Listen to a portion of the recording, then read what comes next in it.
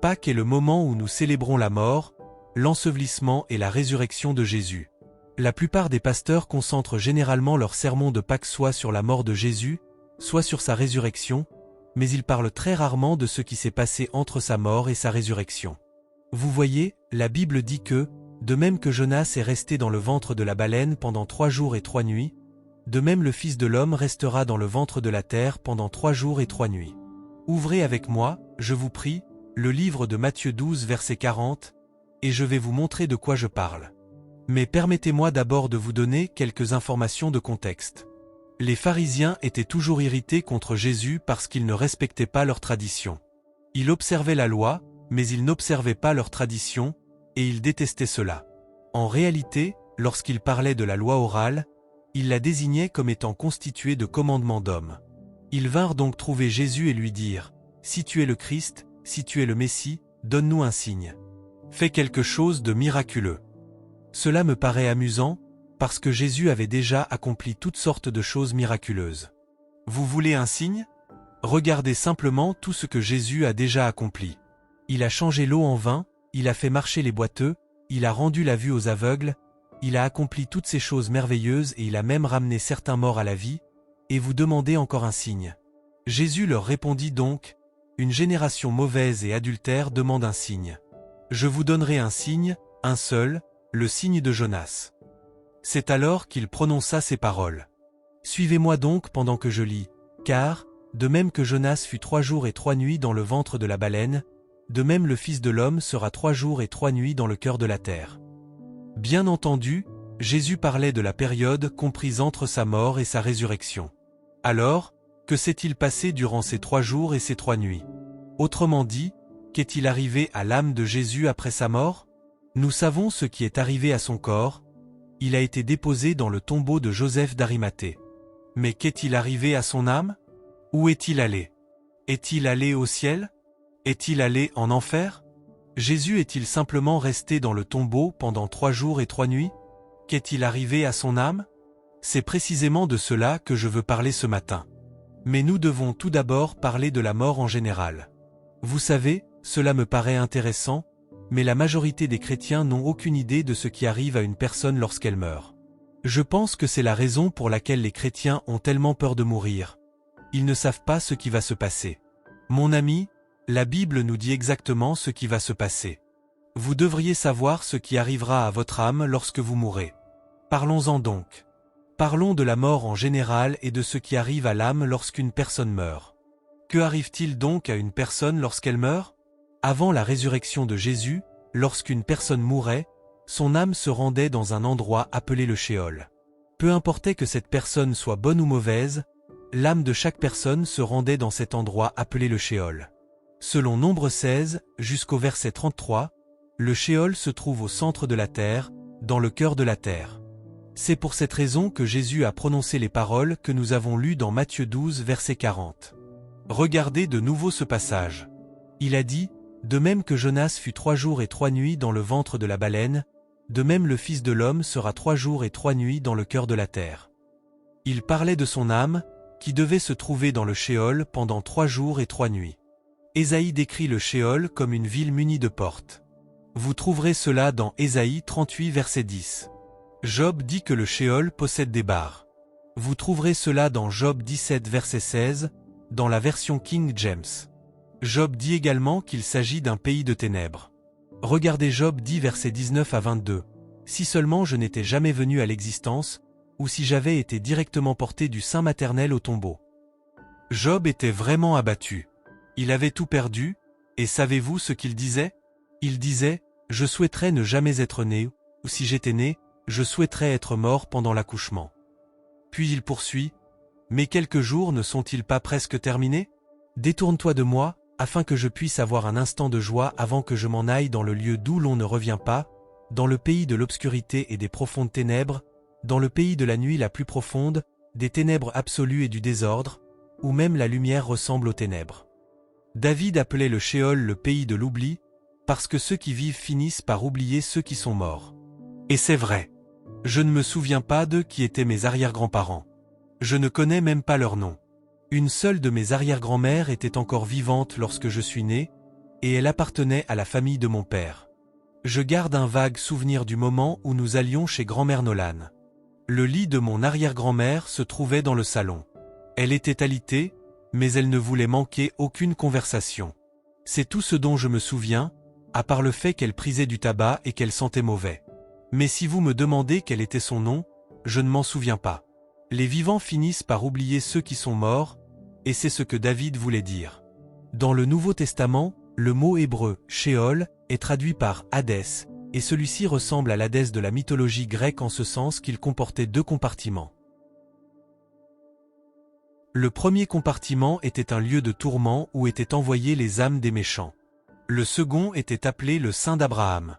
C'était là que les âmes de ceux qui croyaient en Yahweh et en la venue du Messie promis étaient envoyées. Ce compartiment était également appelé le paradis. Oui, autrement dit, le paradis. Si vous vous en souvenez, Jésus a dit aux brigands sur la croix, « Aujourd'hui, tu seras avec moi dans le paradis ». La plupart des gens ne comprennent pas ce qu'il disait. Ils pensent qu'il voulait dire, « Aujourd'hui, tu seras avec moi au ciel ». Non. Jésus n'est monté au ciel qu'après la résurrection.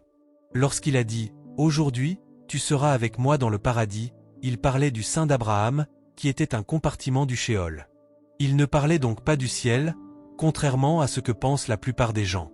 C'était donc un lieu de félicité, de réconfort et de sécurité, contrairement à l'autre côté, qui était un lieu de tourment. En réalité, Jésus nous a donné un excellent aperçu de ce à quoi ressemblaient les 2 compartiments du Sheol. Ouvrez avec moi, je vous prie, le livre de Luc 16. Nous allons lire les versets 19 à 26, et je veux que vous suiviez pendant que je lis ce passage de l'Écriture.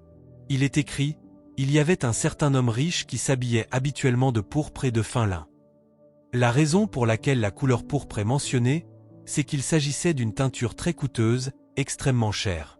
Seules les personnes très riches, et généralement seulement celles qui appartenaient à la royauté, possédaient des vêtements fabriqués avec de la pourpre. Voilà pourquoi ce détail est souligné. Il y avait donc un certain homme riche qui s'habillait habituellement de pourpre et de fin lin, et qui vivait chaque jour dans la splendeur. Il avait une belle maison, un char moderne, tout ce que l'on pouvait désirer, absolument tout, même une piscine. Oui. Et un certain pauvre nommé Lazare était couché à sa porte, couvert de plaies, et désirait se rassasier des miettes qui tombaient de la table de l'homme riche. Bien plus, même les chiens venaient lécher ses plaies. C'est dégoûtant, mais les chiens font effectivement ce genre de choses. Il arriva que le pauvre mourut et qu'il fut emporté par les anges dans le sein d'Abraham. L'homme riche mourut également et fut enseveli. Et dans l'Hadès, Hadès étant le mot grec employé pour le Sheol, il leva les yeux, alors qu'il était dans les tourments, et il vit de loin Abraham, avec Lazare dans son sein. Quelqu'un sait-il pourquoi cet endroit était appelé le sein d'Abraham? C'est parce que, selon la croyance, lorsqu'un juif qui croyait en Yahweh et qui croyait également en la venue du Messie promis mourait et se rendait au paradis, Abraham était là pour l'accueillir. Et la première chose qu'il faisait était de lui donner une grande et chaleureuse étreinte. Cet endroit était donc appelé le sein d'Abraham. L'homme riche vit donc Abraham de loin, avec Lazare dans son sein. C'était Abraham qui donnait à Lazare cette grande étreinte. L'homme riche s'écria, « Aie pitié de moi et envoie Lazare, afin qu'il trempe le bout de son doigt dans l'eau et qu'il rafraîchisse ma langue, car je souffre terriblement dans cette flamme. » Mais Abraham répondit, « Mon enfant, souviens-toi que, pendant ta vie, tu as reçu tes biens, tandis que Lazare a reçu les maux. Maintenant, il est consolé ici, tandis que toi, tu souffres. Sa situation est désormais meilleure, mais la tienne ne l'est pas. En plus de tout cela, il existe entre nous et vous un grand abîme qui a été établi, afin que ceux qui voudraient passer d'ici vers vous ne puissent pas le faire, et que personne ne puisse non plus passer de là vers nous. » Évidemment, il s'agit d'une parabole. C'est une histoire fictive utilisée pour illustrer certaines vérités spirituelles. Voilà ce qu'est une parabole. Dans ce cas précis, elle illustre des vérités spirituelles concernant la vie après la mort. Nous voulons savoir à quoi ressemble la vie après la mort, et Jésus nous raconte une parabole dont le but est d'illustrer certaines vérités spirituelles au sujet de la vie après la mort. Oui, elle nous montre ce qui arrive lorsqu'une personne meurt. Maintenant, souvenez-vous que les paraboles sont de nature allégorique. Cela signifie que les personnes, les choses ou les événements mentionnés dans la parabole sont symboliques. Oui. Ce qui est intéressant, c'est que les personnages sont symboliques, mais ce que les deux hommes vivent dans cette parabole après leur mort n'est pas symbolique. Autrement dit, les hommes sont fictifs, mais ce qu'ils vivent est réel. Permettez-moi de le répéter, parce que c'est très important. Les hommes mentionnés dans la parabole sont fictifs, mais ce qu'ils vivent est réel. C'est ce qui arrivait véritablement à une personne, à l'époque de l'Ancien Testament, lorsqu'elle mourait. En réalité, le nom de Lazare. Permettez-moi d'aller un peu plus loin. Lazare représente les croyants. Le nom Lazare signifie « Dieu est mon secours ». Lazare représente donc ceux qui mettent leur confiance en Dieu et qui dépendent de lui pour leur salut. L'homme riche, quant à lui, symbolise les non-croyants. Cela ne signifie pas que les personnes riches ne peuvent pas être chrétiennes. Ce n'est absolument pas ce que cette parabole enseigne. En réalité, la plupart des patriarches de la Bible étaient très riches. Abraham, Isaac et Jacob étaient très riches. Job, David et Salomon étaient incroyablement riches. En fait, Salomon était tellement riche que l'argent était méprisé dans son royaume, parce que l'or y était extrêmement abondant. Lorsque vous lisez tout ce que possédait son royaume et que vous découvrez à quel point sa richesse augmentait chaque année, vous vous demandez, mais qui était donc cet homme? Bill Gates n'a jamais été aussi riche. Warren Buffett n'a jamais été aussi riche que Salomon. Oui, l'apôtre Jean venait lui aussi d'une famille très riche et très influente, à tel point que les membres de sa famille étaient régulièrement invités dans la maison du souverain sacrificateur pendant que Jean grandissait. Et beaucoup de disciples venaient de familles riches. Le premier compartiment était un lieu de tourment où étaient envoyées les âmes des méchants. Le second était appelé le sein d'Abraham. C'était là que les âmes de ceux qui croyaient en Yahweh et en la venue du Messie promis étaient envoyées. Ce compartiment était également appelé le paradis. Oui, autrement dit, le paradis. Si vous vous en souvenez, Jésus a dit aux brigands sur la croix, « Aujourd'hui, tu seras avec moi dans le paradis ». La plupart des gens ne comprennent pas ce qu'il disait. Ils pensent qu'il voulait dire « Aujourd'hui, tu seras avec moi au ciel ». Non. Jésus n'est monté au ciel qu'après la résurrection. Lorsqu'il a dit « Aujourd'hui, tu seras avec moi dans le paradis », il parlait du sein d'Abraham, qui était un compartiment du Shéol. Il ne parlait donc pas du ciel, contrairement à ce que pensent la plupart des gens. C'était donc un lieu de félicité, de réconfort et de sécurité, contrairement à l'autre côté, qui était un lieu de tourment. En réalité, Jésus nous a donné un excellent aperçu de ce à quoi ressemblaient les deux compartiments du Shéol. Ouvrez avec moi, je vous prie, le livre de Luc 16. Nous allons lire les versets 19 à 26, et je veux que vous suiviez pendant que je lis ce passage de l'Écriture. Il est écrit, « Il y avait un certain homme riche qui s'habillait habituellement de pourpre et de fin lin. » La raison pour laquelle la couleur pourpre est mentionnée, c'est qu'il s'agissait d'une teinture très coûteuse, extrêmement chère. Seules les personnes très riches, et généralement seulement celles qui appartenaient à la royauté, possédaient des vêtements fabriqués avec de la pourpre. Voilà pourquoi ce détail est souligné.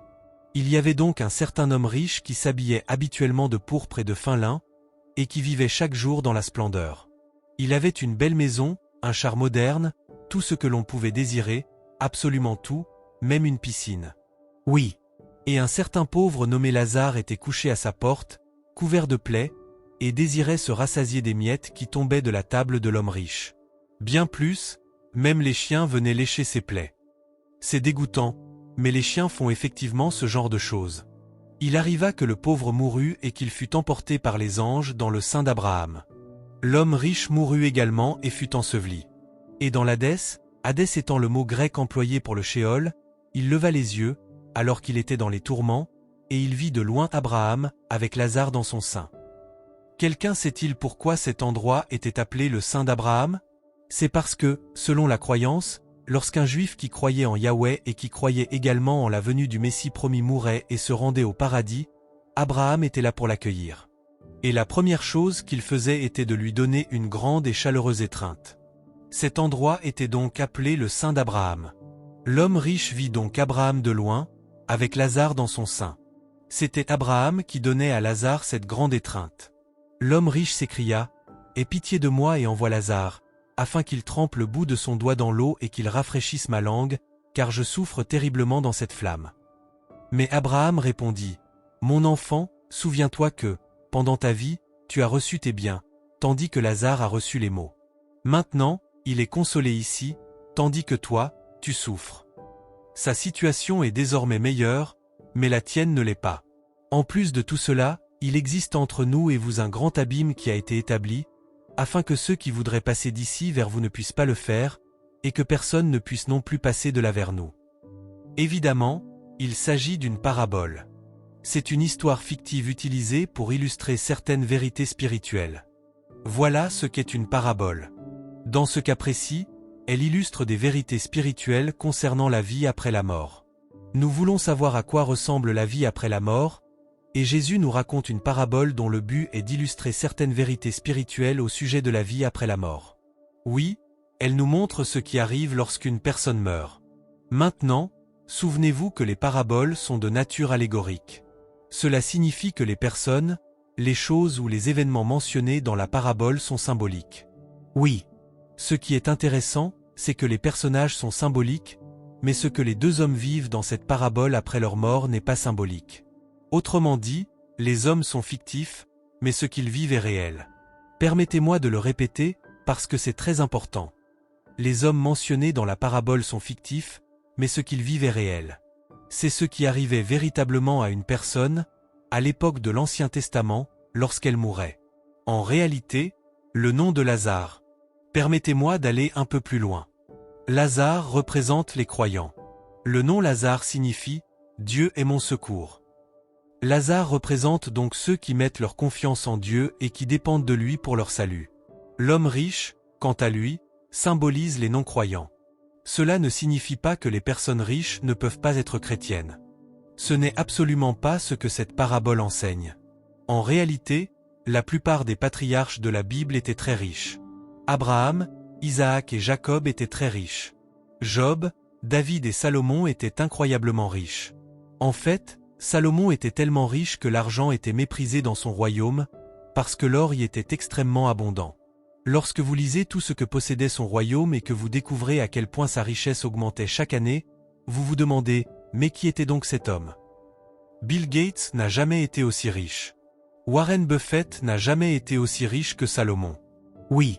L'apôtre Jean venait lui aussi d'une famille très riche et très influente, à tel point que les membres de sa famille étaient régulièrement invités dans la maison du souverain sacrificateur pendant que Jean grandissait. Et beaucoup de disciples venaient de familles riches. Vous n'entendez jamais cela, parce que la plupart des gens se contentent de répéter ce que disent des pasteurs qui ne l'ont jamais vraiment étudié en profondeur. Mais je veux que vous compreniez quelque chose, Jésus ne méprisait pas les riches. Cependant, la vérité, c'est que la plupart des riches ne placent pas leur confiance en Dieu. Ils placent leur confiance dans leur richesse. Voilà pourquoi l'homme riche représente les non-croyants. Maintenant, je veux que vous remarquiez que, lorsque Lazare mourut, son âme se rendit dans le sein d'Abraham, où il fut consolé. Lorsque l'homme riche mourut, son âme se rendit dans le lieu de tourment. Ces deux endroits se trouvaient dans le Sheol, mais ils étaient situés de côtés différents. Le sein d'Abraham était un lieu de consolation situé d'un côté du Sheol. De l'autre côté se trouvait le lieu de tourment, et un abîme séparait les deux. Cet abîme empêchait les gens de passer d'un côté à l'autre. Il était impossible de passer d'un côté à l'autre. Si vous vous retrouviez dans le lieu de tourment, il n'existait aucun moyen d'atteindre le côté où se trouvait le sein d'Abraham, parce que ce grand abîme avait été établi et empêchait les gens de traverser. Regardez de nouveau Luc 16 versets 22 à 26, et je vais vous montrer de quoi je parle. Il arriva que Lazare mourut et qu'il fut emporté par les anges dans le sein d'Abraham. L'homme riche mourut également et fut enseveli. Et dans l'Hadès? Qu'est-ce que l'Hadès? C'est le mot grec correspondant au Sheol. Et dans l'Hadès, il leva les yeux, alors qu'il était dans les tourments, et il vit de loin Abraham, avec Lazare dans son sein. Il s'écria, « Père Abraham, aie pitié de moi et envoie Lazare, afin qu'il trempe le bout de son doigt dans l'eau et qu'il rafraîchisse ma langue, car je souffre terriblement dans cette flamme. » Mais Abraham répondit, « Mon enfant, souviens-toi que, pendant ta vie, tu as reçu tes biens, tandis que Lazare a reçu les maux. Maintenant, il est consolé ici, tandis que toi, tu souffres. Et en plus de tout cela, voici la partie que je veux que vous voyiez. Entre nous et vous, un grand abîme a été établi, afin que ceux qui voudraient passer d'ici vers vous, ou de là vers nous, ne puissent pas le faire, et afin que personne ne puisse passer de là vers nous. Ainsi, avant la mort, l'ensevelissement et la résurrection de Jésus, voilà ce qui arrivait à une personne lorsqu'elle mourait. Regardez le mur du fond. Voici une ligne chronologique, et elle commence par la chute. Pourquoi commence-t-elle par la chute? Parce qu'il n'y avait pas de mort avant le péché d'Adam et Ève. S'ils n'avaient pas péché, ils auraient vécu éternellement. Mais, dès qu'ils ont péché, la mort est entrée dans ce monde, et la mort a été transmise à tous les hommes. Nous commençons donc par la chute. Le Sheol, c'est déjà là. Quelqu'un est déjà passé à ce que je voulais montrer. Pouvez-vous revenir complètement en arrière, avant les cercueils? Merci. Voilà. Ici se trouve la croix. La croix symbolise la mort, l'ensevelissement et la résurrection de Jésus-Christ. Avant la croix, vous vous trouviez dans une période appelée l'Ancien Testament, l'Ancienne Alliance. Après la mort, l'ensevelissement et la résurrection de Jésus, il a inauguré la Nouvelle Alliance, ce que nous appelons le Nouveau Testament. Lorsqu'une personne mourait, son âme se rendait dans le Sheol. Que se passait-il donc lorsqu'une personne mourait? Son corps était enseveli, mais son âme se rendait dans le sein d'Abraham si elle croyait en Dieu et en la venue du Messie promis. Si elle ne croyait pas en Dieu, son corps était enseveli, mais son âme se rendait dans un lieu de tourment. Entre ces deux endroits, tout cet ensemble constituait le Sheol, mais un grand abîme séparait les deux côtés. Cet abîme empêchait les gens de passer du lieu de tourment au sein d'Abraham, ou inversement.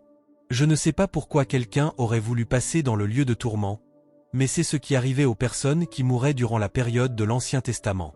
Gardez donc ceci à l'esprit, avant la mort de Jésus-Christ, avant sa mort, son ensevelissement et sa résurrection, tous ceux qui mouraient allaient dans le Sheol.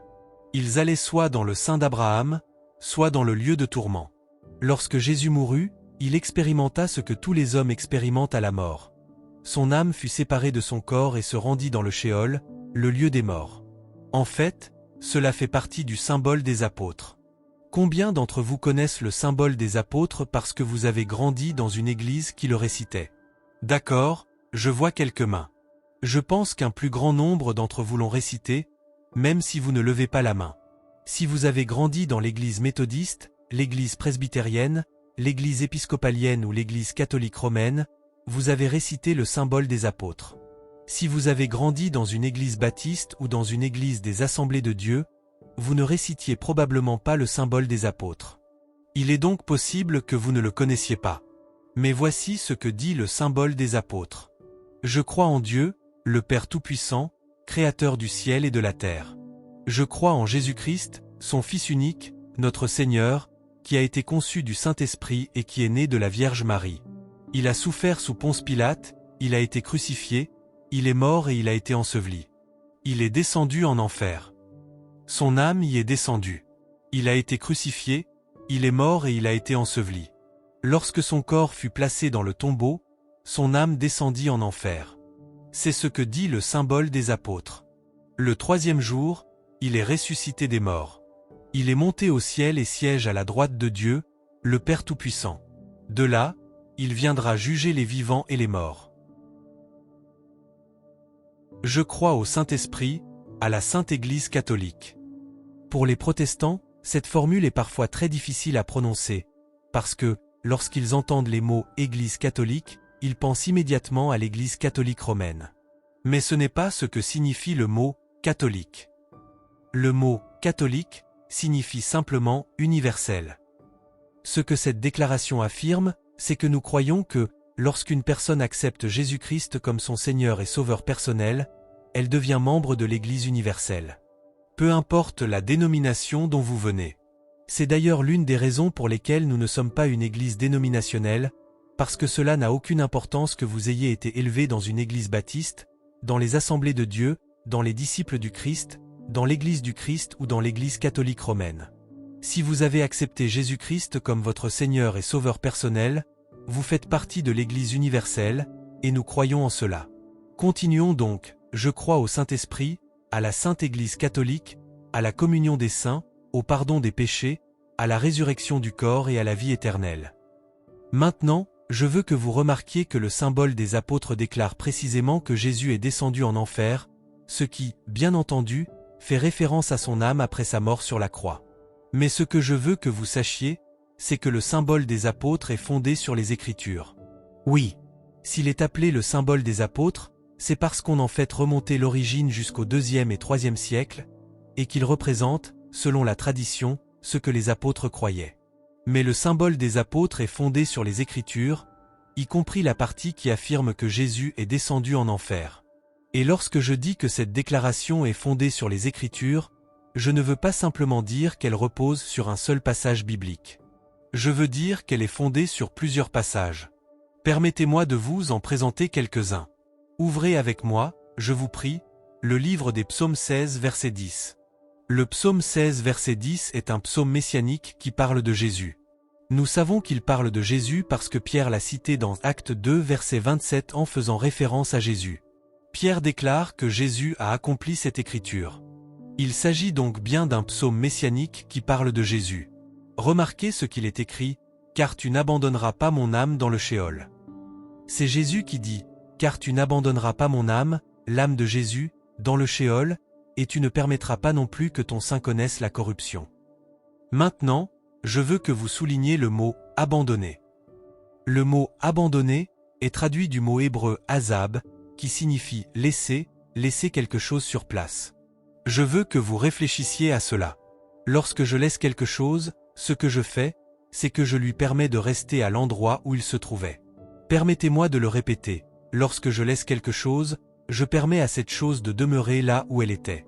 Par exemple, si je vous disais que j'ai laissé mes clés, cela signifierait que je ne les ai pas ramassées. Je les ai laissées là où elles se trouvaient. Ainsi, ce que dit le psaume 16 verset 10, c'est que Jésus est allé dans le Sheol lorsqu'il est mort, mais que Dieu ne l'y a pas laissé. Dieu ne l'a pas laissé à l'endroit où il se trouvait. Et où se trouvait-il? Selon le psaume 16 verset 10, il se trouvait dans le Sheol. Vous voyez, si je vous dis que je n'ai pas laissé les enfants au cinéma, vous supposerez naturellement que nous étions au cinéma, parce que je ne peux pas laisser quelqu'un quelque part à moins que cette personne se trouve à cet endroit. Est-ce que cela a du sens? Si vous entrez dans la maison et que vous me demandez « As-tu laissé le lait dans la voiture ?» Cela signifie que le lait se trouvait dans la voiture à un certain moment. Je pourrais répondre « Non, je ne l'y ai pas laissé, je l'ai apporté à l'intérieur. » Ou bien je pourrais dire « Oui, je l'ai laissé dans la voiture, je vais ressortir pour aller le chercher. » Lorsque vous laissez quelque chose, cela signifie que vous l'avez laissé à l'endroit où cette chose se trouvait. Est-ce que cela a du sens? Donc, si Dieu n'a pas laissé Jésus dans le Sheol, cela signifie que Jésus se trouvait dans le Sheol. Est-ce que tout le monde comprend cela? Jésus était dans le Sheol, mais Dieu ne l'y a pas laissé. Dieu n'a pas non plus permis que son corps pourrisse dans le tombeau. Au contraire, il l'a ressuscité. Mais voici ce que je veux souligner. Jésus est descendu dans le Sheol, mais Dieu ne l'y a pas laissé. Regardez maintenant Éphésiens 4 versets 8 à 10. C'est pourquoi il est dit, étant monté en haut, il a emmené des captifs et il a fait des dons aux hommes. Passons maintenant au verset 9. Or, que signifie « Il est monté », sinon qu'il est aussi descendu premièrement dans les parties inférieures de la terre. Où se trouvent les parties inférieures de la terre? Dans le Sheol. Mais je veux que vous remarquiez qu'il est écrit « Or, qu'il soit monté », qu'est-ce que cela signifie, sinon qu'il est aussi descendu premièrement? Il existe un ordre chronologique dans ces événements. Premièrement, il est descendu, puis il est monté. Vous ne pouvez pas inverser cet ordre. C'est pour cette raison que le mot « premièrement » est utilisé, afin que vous compreniez qu'il existe un ordre logique et chronologique des événements. Jésus est mort. Il n'est pas allé immédiatement au ciel. Non. Lorsque Jésus est mort, son âme est allée dans le Sheol. Il est premièrement descendu dans les parties inférieures de la terre, puis il est monté. Continuons maintenant la lecture avec le verset 10. Celui qui est descendu est le même qui est monté au-dessus de tous les cieux, afin de remplir toutes choses. Autrement dit, afin d'accomplir toutes choses. Je veux maintenant que vous remarquiez deux choses dans ce passage de l'Écriture. Premièrement, lorsque Jésus est monté au ciel, il a emmené la captivité captive. Autrement dit, toutes les âmes qui se trouvaient dans le sein d'Abraham, il les a emmenées avec lui au ciel lorsqu'il est monté. Oui. La raison pour laquelle ces âmes sont appelées des captifs, c'est qu'elles étaient retenues captives dans le Sheol jusqu'à ce que le Messie vienne les racheter. Souvenez-vous que l'Ancien Testament décrit le Sheol comme une ville dotée de portes et de barres, et qu'il n'existait aucun moyen d'en sortir. Oui, Et s'ils ne pouvaient pas aller au ciel à l'époque de l'Ancien Testament, c'est parce que le prix de leur péché n'avait pas encore été payé. Mais lorsque Jésus mourut, que son âme se rendit dans le Shéol et qu'il paya pour ses péchés, une fois ressuscité, il put emmener avec lui au ciel les âmes qui se trouvaient dans le Shéol. La deuxième chose que je veux que vous remarquiez, et c'est là que je voulais en venir, c'est qu'avant que Jésus monte au ciel, il est premièrement descendu dans les parties inférieures de la terre. Regardez de nouveau le verset 9, et vous verrez de quoi je parle. Or, qu'il soit monté, qu'est-ce que cela signifie, sinon qu'il est aussi descendu premièrement? Voilà l'ordre chronologique correct des événements. Il est premièrement descendu dans les parties inférieures de la terre. L'expression « les parties inférieures de la terre » désignait toujours le Shéol. Peu importait que vous soyez grec ou juif, vous saviez que le Shéol se trouvait dans les parties inférieures de la terre. Il ne fait donc aucun doute que Paul parlait du fait que Jésus était descendu dans le Shéol, c'est-à-dire dans ce que nous appellerions l'enfer. En hébreu, c'est le Shéol, en grec, c'est l'Hadès, en anglais, c'est l'enfer. Mais ces mots désignent tous le même endroit. Lorsque l'œuvre de Jésus en enfer fut achevée, il emmena avec lui au ciel ceux qui étaient retenus captifs dans le sein d'Abraham. Oui, c'est ce que dit le symbole des apôtres, il a souffert sous Ponce Pilate, il a été crucifié, il est mort et il a été enseveli. Il est descendu en enfer. Le troisième jour, il est ressuscité des morts. Historiquement, l'Église a donc toujours enseigné que, lorsque Jésus mourut, son âme descendit en enfer afin de payer le châtiment de nos péchés. Et si vous voulez vérifier ce que je vous dis, il vous suffit de lire les écrits de Clément d'Alexandrie, de Tertullien, de Cyril d'Alexandrie, d'Origène, d'Athanase et de Thomas d'Aquin. Vous découvrirez qu'ils croyaient tous que, lorsque Jésus mourut, son âme descendit en enfer afin de payer pour nos péchés. En réalité, les deux plus grands théologiens de la Réforme. Qui étaient les deux plus grands théologiens de la Réforme? Vous devriez le savoir, Jean Calvin et Martin Luther. Oui, les deux plus grands théologiens de la Réforme, Calvin et Martin Luther, croyaient que, lorsque Jésus mourut, son âme descendit en enfer afin de payer pour nos péchés. Permettez-moi de vous lire un passage du livre de Jean Calvin intitulé L'institution de la religion chrétienne. Voici l'édition en un seul volume. Vous pouvez également vous la procurer en 3 volumes. Je possède les 2 éditions. Mais permettez-moi de préciser quelque chose à ce sujet. Jean Calvin a écrit ce livre, mais la raison pour laquelle il demeure si important aujourd'hui. Je ne vous recommande pas nécessairement de l'acheter et de le lire. J'ai dû le lire parce que mon diplôme portait sur la littérature biblique, avec une spécialisation en théologie historique. J'ai donc dû apprendre comment les doctrines se sont formées au cours de l'histoire de l'Église, comment elles sont apparues et comment elles se sont développées. Ce qui est intéressant, c'est que ce livre faisait partie des lectures obligatoires. Mais la raison pour laquelle il était si important, c'est qu'il constituait le tout premier ouvrage de théologie systématique de l'Église. Oui, personne n'avait jamais écrit de livre de théologie systématique avant l'arrivée de Jean Calvin. Jean Calvin déclara « Je vais écrire un livre de théologie systématique ». Mais il ne lui donna pas ce titre. Il l'intitula L'institution de la religion chrétienne. Oui, vous pouvez trouver le passage que je m'apprête à lire à la page 331. D'ailleurs, si vous voulez venir ici après le message, vous pourrez le lire directement dans ce livre. Je vais vous le lire. Je l'ai inséré dans mes notes afin de ne pas avoir à tenir le livre pendant ma lecture. Quoi qu'il en soit, suivez-moi pendant que je lis ce passage du livre de Jean Calvin. Voici ce qu'il écrit, mais, indépendamment du symbole, nous devons rechercher une explication certaine de la descente de Christ aux enfers. De quel symbole parle-t-il? Du symbole des apôtres. Mais, indépendamment du symbole des apôtres, nous devons rechercher une explication certaine de la descente de Christ aux enfers. Pourquoi? Parce que, souvenez-vous-en, le principe de la Réforme était que nous ne fondions pas nos croyances sur la tradition, mais sur les Écritures. Sola Scriptura. Autrement dit, l'Écriture seule. Nous fondons nos doctrines uniquement sur les Écritures. Jean Calvin dit donc, indépendamment du symbole, nous devons rechercher une explication plus certaine de la descente de Christ aux enfers. Et remarquez ce qu'il ajoute, et la parole de Dieu, la Bible, nous en fournit une, non seulement pieuse et sainte, mais remplie d'une excellente consolation. Ce qu'il vous dit, c'est que la descente de Jésus en enfer n'est pas seulement mentionnée dans le symbole des apôtres. Vous devez comprendre quelque chose, les Écritures l'enseignent. Continuons la lecture. Rien n'aurait été accompli si Christ avait seulement enduré la mort corporelle. Si vous habitez dans le comté de Cherokee, vous prononcez peut-être ce mot d'une certaine manière, mais la prononciation correcte est « corporelle ». Que signifie « corporelle » ? Cela signifie la mort du corps, la mort physique. Ce qu'il vous dit, c'est que rien n'aurait été accompli si Christ était seulement mort sur la croix. Si tout ce que Jésus avait souffert avait été la mort de son corps, vous seriez encore dans vos péchés. Voilà ce que Jean Calvin vous dit. Certains d'entre vous croient que tout ce que Jésus a fait, c'est mourir sur la croix, et que cela suffisait. Je reçois constamment toutes sortes de commentaires à ce sujet parce que mes sermons sont diffusés sur YouTube, Vimeo et de nombreuses autres plateformes. La plupart des gens les regardent avec un esprit ouvert, mais il y en a quelques-uns qui ne le font pas. Ils disent « c'est un hérétique ». Ne l'écoutez pas. Ils croient que Jésus est descendu en enfer. Oui, tout comme l'ensemble des pères de l'Église primitive et conformément aux Écritures. Voilà ce que Jean Calvin est en train d'affirmer.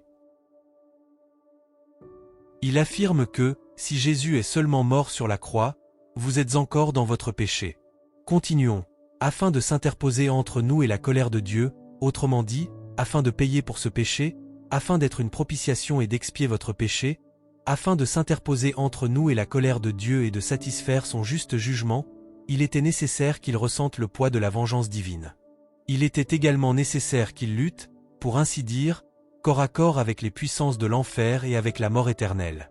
Il a assumé et payé toutes les peines qui auraient dû leur être imposées, à la seule exception que les douleurs de la mort ne pouvaient pas le retenir.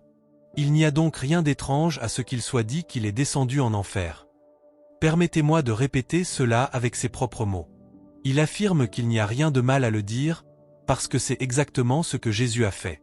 Vous ne devriez pas trouver étrange que nous disions qu'il est descendu en enfer, puisqu'il a enduré la mort que le Dieu en colère inflige aux méchants. Qu'est-ce qu'un Dieu en colère inflige aux méchants lorsqu'ils meurent? Ils vont en enfer. Ils vont en enfer. Combien d'entre vous croient que, lorsqu'une personne qui n'a pas reçu Jésus-Christ comme son Seigneur et Sauveur meurt, elle va en enfer? Si vous n'avez pas levé la main, j'ai une nouvelle pour vous, vous avez tort. Si vous n'acceptez pas Jésus-Christ comme votre Seigneur et Sauveur et que vous mourrez, vous allez en enfer, parce que vous avez dit « Je ne veux pas que Jésus paie pour mes péchés. Je paierai moi-même pour mes péchés. » Et c'est ce que vous ferez. Jean Calvin affirme ici, puisqu'il a enduré la mort que le Dieu en colère inflige aux méchants. Lorsqu'une personne meurt, Dieu lui inflige cela. Que fait-il? Il l'envoie en enfer. Puis Calvin poursuit, le symbole. De quel symbole parle-t-il? Du symbole des apôtres. Le symbole ajoute avec raison le jugement invisible et incompréhensible qu'il a enduré devant Dieu. Vous n'avez pas vu ce qu'il a accompli lorsqu'il est allé en enfer. C'était invisible.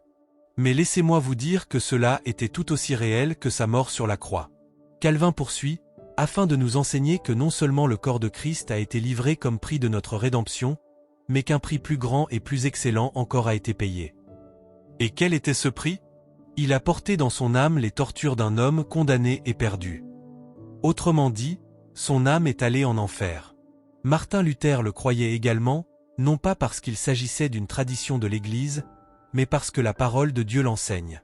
Comme vous pouvez donc le voir clairement, Calvin croyait que, lorsque Jésus mourut, son âme descendit en enfer afin de payer pour notre péché.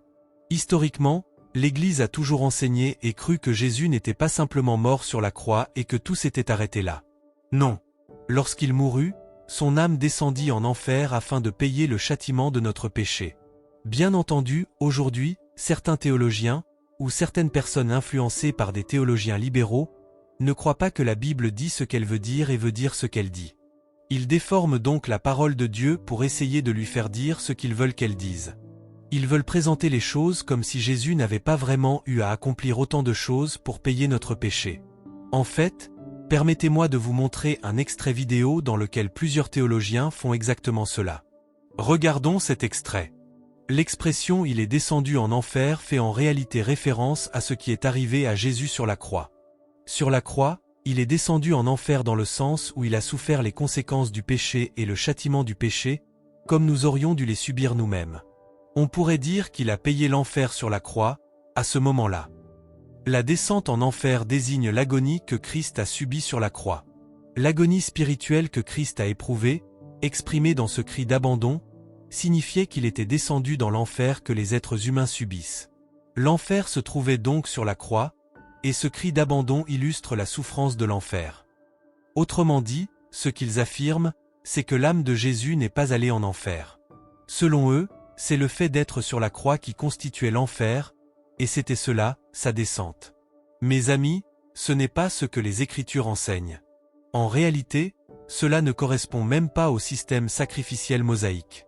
Lorsque vous immoliez l'animal sacrificiel, vous deviez prendre sa graisse ainsi que certains de ses organes, puis les apporter à l'autel où se trouvait la flamme, et vous deviez les brûler sur l'autel. Cela symbolisait l'âme subissant le châtiment du péché, parce que cet animal constituait une substitution pénale pour le péché de la personne. Oui. Mais des théologiens veulent intervenir et déformer les choses. Lorsqu'ils sont libéraux, mes amis, ce qu'ils enseignent n'est pas vrai. La Bible dit ce qu'elle veut dire, et elle veut dire ce qu'elle dit. Lorsque Jésus mourut, son âme descendit en enfer afin de payer le châtiment de notre péché. C'est là qu'il se trouvait pendant ces 3 jours et ces 3 nuits, entre sa mort et sa résurrection. Mais lorsque la totalité de notre péché eut été payée, Dieu le ressuscita des morts. Et lorsqu'il le ressuscita des morts, Jésus emmena captifs ceux qui se trouvaient en captivité. Qui étaient ceux qui se trouvaient en captivité? Il ne s'agissait pas de ceux qui étaient dans le lieu de tourment.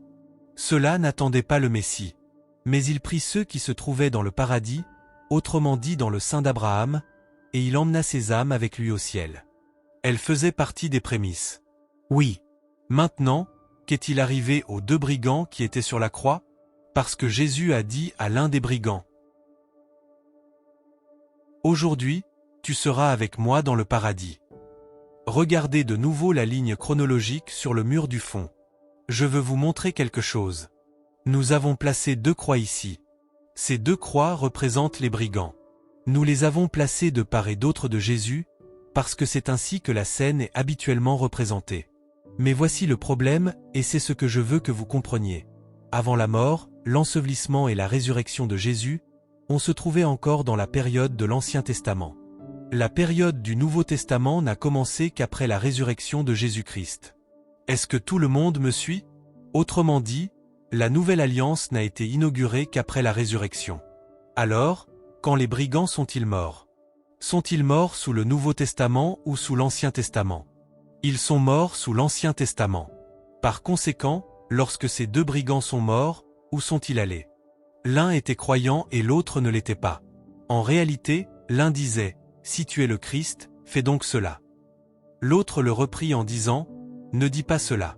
Ne vois-tu pas qu'il ne mérite pas de mourir? Nous méritons de mourir. » Jésus regarda celui-ci et lui dit: « Aujourd'hui, tu seras avec moi dans le paradis. » Où se trouvait le paradis? Dans le sein d'Abraham. Vous avez donc ces 2 brigands. Lorsqu'ils meurent, leurs 2 corps sont ensevelis, mais l'âme de l'un des brigands se rend dans le sein d'Abraham, autrement dit dans le paradis. Plus tard, après la résurrection et l'ascension de Jésus, où se trouve le paradis? Le paradis se trouve désormais au ciel. C'est là que vous êtes consolés. Mais auparavant, vous ne pouviez pas aller au ciel, parce que le prix de vos péchés n'avait pas encore été payé. Est-ce que tout le monde me suit? Quant à l'âme du non-croyant, elle se rend dans le lieu de tourment. Maintenant, permettez-moi de vous poser une autre question. Jésus est-il Dieu? Ce n'est pas une question piège. Jésus est-il Dieu? Oui, Jésus est Dieu. Si Jésus n'est pas Dieu, alors le prix de vos péchés n'a pas été payé, parce qu'il ne posséderait pas l'attribut de l'infinité. Cela signifierait qu'il ne pourrait pas mourir pour tout le monde, mais seulement pour une seule personne. Cependant, Jésus est Dieu.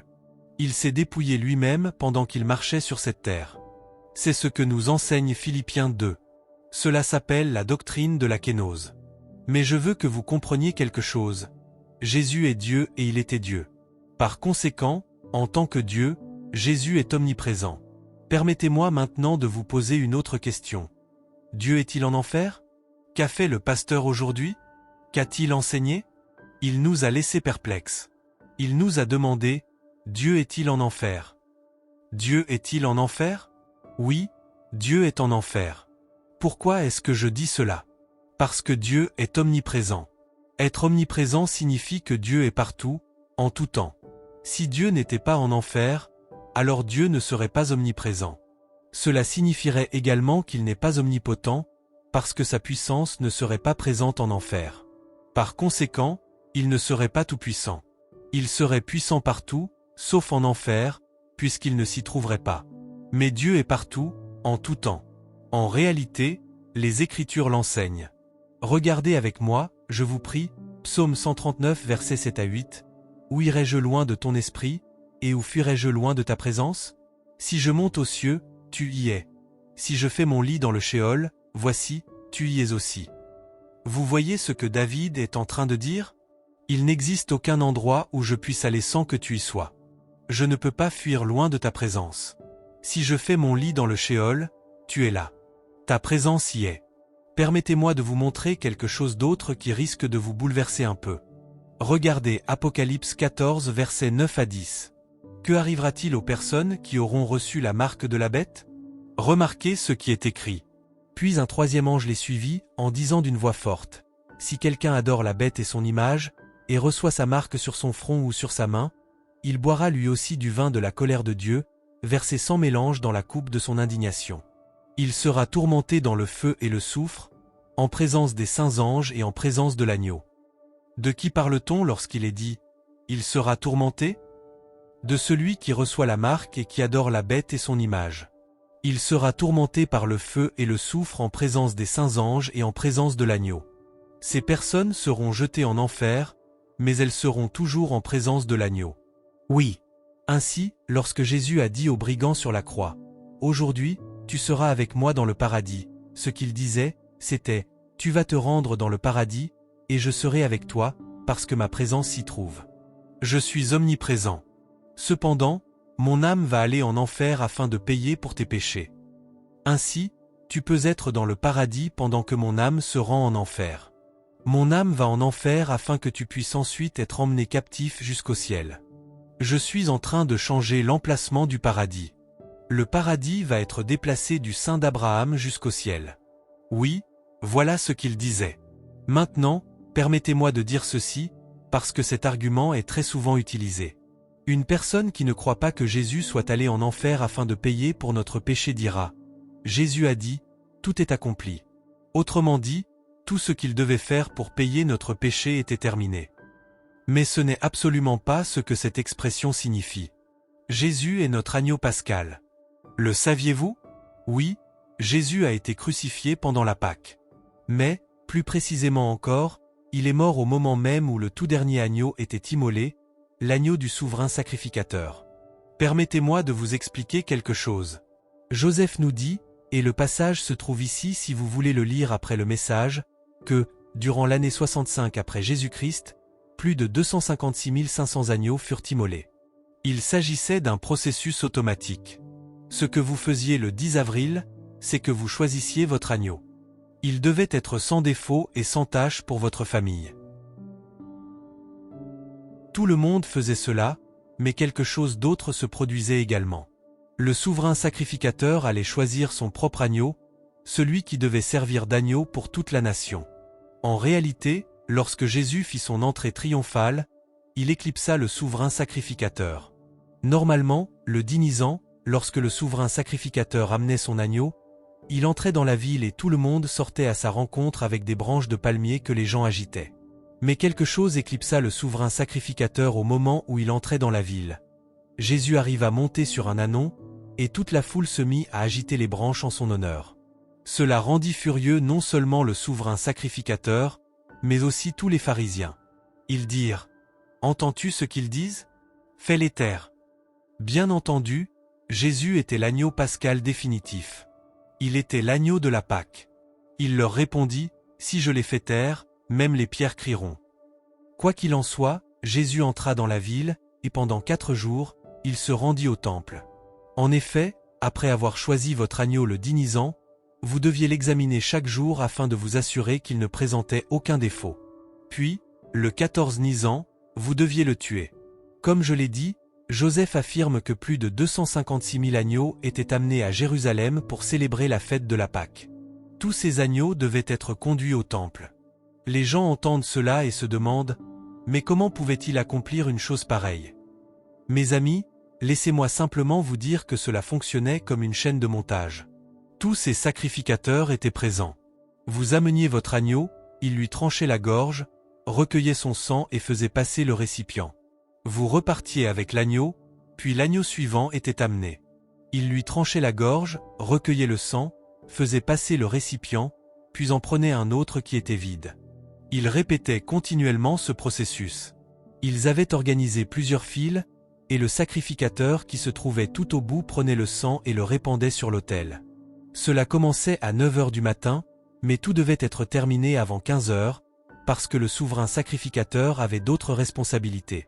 Il devait aller marquer les gerbes qui seraient utilisées pour préparer la fête des prémices, laquelle avait toujours lieu le premier jour de la semaine. Ainsi, à 15 heures, tout était terminé. À 15 heures, le souverain sacrificateur allait sacrifier son propre agneau pascal. Il s'avançait donc vers l'autel, qui se trouvait dans un autre endroit, et tout le monde pouvait voir que cet agneau était toujours là. Il posait les mains sur l'agneau et confessait sur lui les péchés de la nation. Ensuite, il prenait cet agneau pascal, lui tranchait la gorge et recueillait son sang. Lorsqu'ils avaient recueilli le sang, ils faisaient passer le récipient jusqu'à ce que le souverain sacrificateur le prenne et répande le sang. Puis il reculait d'un pas, levait les bras et déclarait « Tout est accompli ». Ce qu'il voulait dire, c'était qu'il s'agissait du dernier agneau pascal à être immolé. Oui, aucun autre agneau ne pouvait désormais être sacrifié. Celui-ci était le dernier. La Bible nous dit qu'exactement au même moment, à 15 heures, alors que le souverain sacrificateur accomplissait cela, Jésus se trouvait sur la croix. Jean 19 verset 30 nous dit qu'il se redressa une dernière fois et déclara « Tout est accompli ». Puis il mourut. Il signifiait ainsi « Je suis l'agneau pascal définitif ». Cela signifiait également que l'ancienne alliance arrivait à son terme et que la nouvelle alliance serait inaugurée lors de sa résurrection. Mais lorsqu'il déclara « Tout est accompli », il ne voulait pas dire que son âme n'avait pas à aller en enfer. Il voulait dire « Je suis le dernier agneau pascal immolé pour la nation, mais surtout pour le monde entier. Il ne sera plus jamais nécessaire qu'un autre agneau soit sacrifié, parce que je suis cet agneau. » Oui, voilà ce qu'il voulait dire lorsqu'il déclara « Tout est accompli ». Maintenant, pourquoi cela est-il important? Autrement dit, quelle différence cela fait-il que l'âme de Jésus soit allée en enfer ou non? Je vais vous dire pourquoi cela est important. Cela est important parce que c'est la preuve que tous mes péchés ont été payés. Ainsi, lorsque je meurs, je n'ai pas besoin d'aller dans le sein d'Abraham. Au contraire, je peux aller au ciel pour être avec mon Seigneur et Sauveur. En réalité, permettez-moi de vous montrer ce qui se passe aujourd'hui, durant la période du Nouveau Testament, lorsque les gens meurent. D'accord? Dans le Nouveau Testament, nous avons ici deux personnes. Ces deux personnes représentent les deux catégories d'êtres humains. Une catégorie est composée de ceux qui croient en Jésus et qui l'acceptent comme leur Seigneur et Sauveur personnel. L'autre catégorie est composée de ceux qui disent « Non, Jésus n'est pas mon Seigneur et Sauveur ». Lorsqu'ils meurent, leurs corps sont placés dans la terre. Lorsque vous mourrez, votre corps ira dans la terre. Si vous êtes croyant, votre âme ira au ciel pour être avec le Seigneur, dans sa présence. Si vous êtes non-croyant, votre âme ira dans le lieu de tourment. Mais un jour, et c'est là ce qui est merveilleux, la Bible dit que Jésus reviendra et que ceux qui sont morts reviendront avec lui. Il nous dit dans 1 Thessaloniciens 4 que tous ceux qui se trouvent au ciel et qui reviendront avec lui verront leur corps se relever du tombeau et être réunis à leurs âmes. Ils recevront un corps ressuscité, semblable à celui de Jésus. C'est pour cette raison que, dans le symbole des apôtres, après avoir déclaré qu'il est assis à la droite de Dieu, nous parlons de ce que nous croyons, et à la toute fin, nous déclarons que nous croyons à la résurrection du corps. Ma mère est morte. Mais si je ne meurs pas avant que l'enlèvement ait lieu, lorsque je serai enlevé, je verrai ma mère dans un corps physique. Elle aura l'apparence d'une femme d'environ 28 ans. Je veux voir mon père dans un corps ressuscité. Oui. Ensuite, nous retournerons au ciel et nous participerons au festin des noces de l'agneau.